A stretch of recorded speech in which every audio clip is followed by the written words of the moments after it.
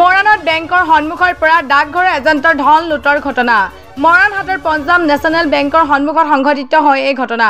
শংকৰ দাস নামৰ ডাকঘৰ এজেণ্টজনে পঞ্জাৱ নেশ্যনেল বেংকৰ পৰা উলিয়াই আনিছিল 88,000 টকা।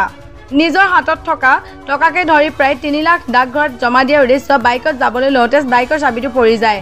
চাবিটো বুটলি লোৱাৰ সময়তে অন্তৰ্ধান হয় টকাৰ বেগটোত শংকৰ দাস মোবাইল ফোন আৰু বহু নথিপত্ৰ আছিল। ইতিমধ্যে চৰাইদেউ জিলাৰ মৰাণহাট আৰক্ষী থানাত অৱগত কৰাত আৰক্ষী ঘটনাস্থলীত চলাইছে তদন্ত। মই বেগত বাইকত উঠিছিলোঁ, তো পটকৈ মোৰ চাবিটো পৰি থাকিলে, লগতে 10 টকামান পৰিলে মোৰ বেগৰ জেবৰ পৰা। মই এইটো বুটলিব যাওঁতে উঠি চাইছোঁ, ইয়াত মোৰ বেগৰ হেৰিৰ পৰা বেগে নাইকিয়া হয়। মই জাষ্ট বেংকৰ পৰা উলিয়াইছিলোঁ 88,000 আৰু মোৰ বাকী মোৰ কেছ আছিলে আৰু নিয়াৰ এবাউট 3 লাখ প্লাছেই হ'ব। তো আজি মোৰ ক্লজিং ডে আছে। ক্লজিং ডে মই মানে ইয়াৰ পৰা গৈ পেলাই মই ক্ল'জ কৰিম পষ্টেল একাউণ্ট। গৈ উঠি চাইছোঁ মোৰ ইয়াতে বেংক নাই, তো বেগ নাই, তো গোটেই চালোঁ কোনো নাই, ইয়াতে ওচৰ পাজৰ কোনো নাই। 2জন মানুহ ইয়াত ফিৰি আছিলে, মই তেওঁলোকক ক'লোঁ, সুধিলোঁ, নাই আমি কাকো দেখা নাই। বাছ ইমানটোৱে কথাই আৰু খুব বেছি হাফ এন আৱাৰ হৈছে এতিয়া, আধা ঘণ্টাতে ইমান ডাঙৰ হৈ গ'ল। শংকৰ দাস, মৰাণ জ্যোতিপুৰ। মই পষ্টেল এজেণ্ট। জমা দিব। আজি মোৰ আমাৰ ক্লজিং ডে আছে 31 জুলাই।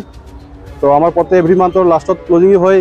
তো সেইটো হিচাপত আমি মানে চব হিচাপ কৰি ধৰক এতিয়া যিখিনি কালেকশ্যন থাকে আমি তেনেকৈ মিলাই পেলাই জমা দি দিয়া হয়।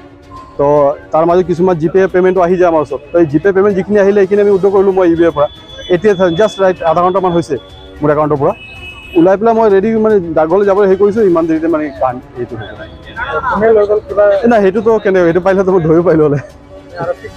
মানে মই ইনফৰ্ম কৰিলোঁ ডিব্ৰুগড় থানাত, তেওঁলোকে কৈছে চৰাইদেউ জনাবলৈ। মই এতিয়া তালৈ গৈ আছোঁ, যদি কিবা হেৰিতো ওলাই যাব পাৰে।